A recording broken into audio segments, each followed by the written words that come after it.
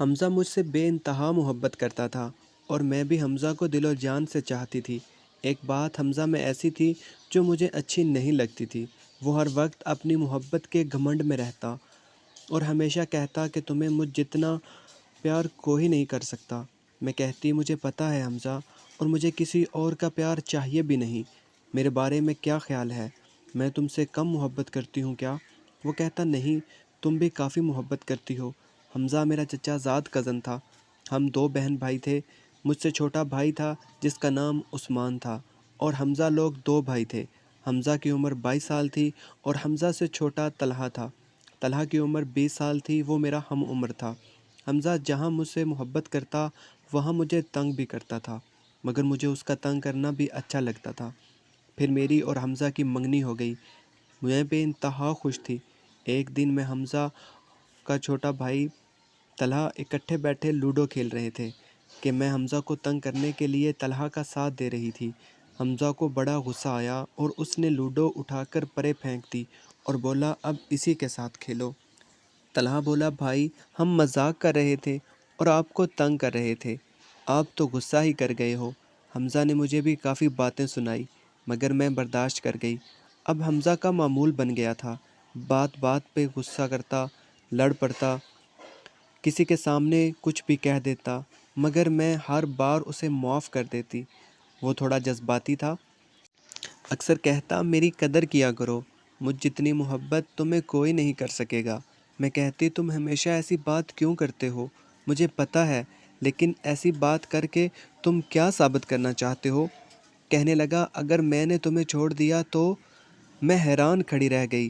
یہ کیسی بات کی تم نے؟ بولا اس لیے کہتا ہوں میری قدر کیا کرو۔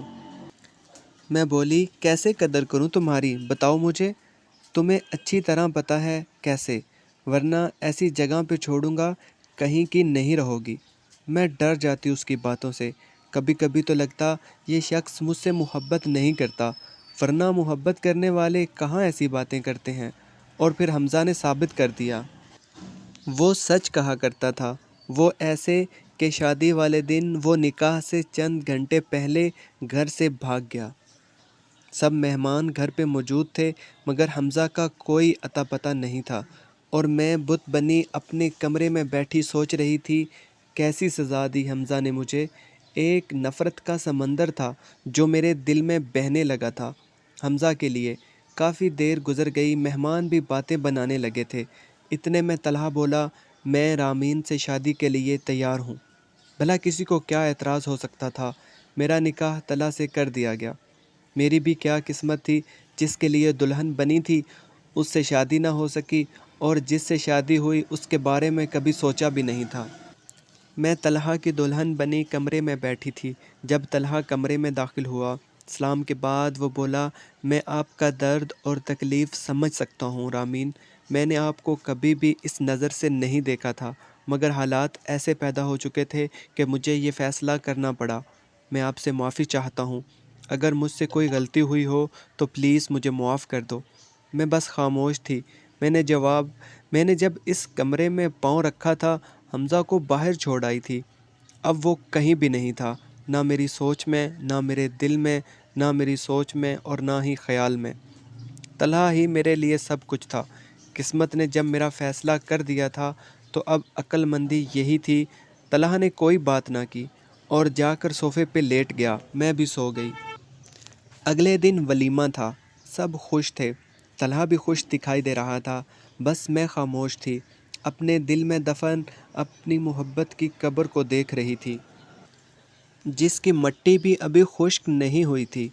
ابھی کچھ ٹائم لگنا تھا، شادی کو 1 ماہ گزر چکا تھا۔ طلحہ اب بھی صوفے پہ سوتا تھا، مگر ایک بات اچھی ہوئی تھی، ہم دونوں میں دوستی ہو گئی تھی۔ طلحہ رات گئے تک مجھ سے باتیں کرتا، مجھے خوب ہنساتا۔ آہستہ آہستہ میں حمزہ کو بھول گئی تھی۔ اب طلحہ میرے لیے سب کچھ تھا، میرا دوست، میرا محبوب، میری محبت۔ جب میں ساری دنیا کے سامنے تماشا بننے والی تھی تو طلحہ ہی تو تھا جو میرے ساتھ کھڑا ہوا تھا، تو میں نے اسے کیا دیا؟ اب میں شرمندہ تھی طلحہ سے۔ آج جب طلحہ کمرے میں آیا تو سونے کے لیے صوفے پہ جانے لگا، میں بولی بڑے بے وقوف ہو یار، ویسے تم۔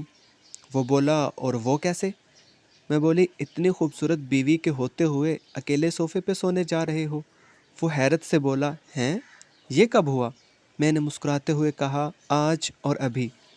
وہ مسکراتے ہوئے بولا پھر ایسے ہی میرے قریب آیا اور ہاتھ میری طرف بڑھا دیا۔ میں نے اس کے ہاتھ میں اپنا ہاتھ دے دیا، مجھے کھڑا کر کے الماری کے قریب لایا اور بولا دلہن والا ڈریس نکالو۔ میں طلحہ کا ہر ارمان پورا کرنا چاہتی تھی۔ ڈریس نکال لیا، وہ مجھے لیے باہر آ گیا اور گاڑی میں بیٹھنے کے بعد گاڑی کو نکالنے لگا۔ میں بولی اب کہاں؟ بولا بیوٹی پارلر۔ اور کہاں؟ میں نے کہا کل چلے جائیں گے۔ بولا نہیں، بالکل بھی نہیں، میں پہلے ہی بہت لیٹ ہو چکا ہوں۔ 2 گھنٹے بعد میں مکمل دلہن بنی طلحہ کے سامنے بیٹھی تھی اور وہ انتہائی محبت سے مجھے دیکھ رہا تھا۔ میں نے اس کی آنکھوں میں دیکھا تو چند لمحوں بعد نظریں جھکا لی۔ اس کی آنکھوں میں محبت اور جذبات کا سمندر ٹھاٹھے مار رہا تھا اور میں اس محبت کے سمندر میں بہنے کے لیے دل و جان سے تیار تھی۔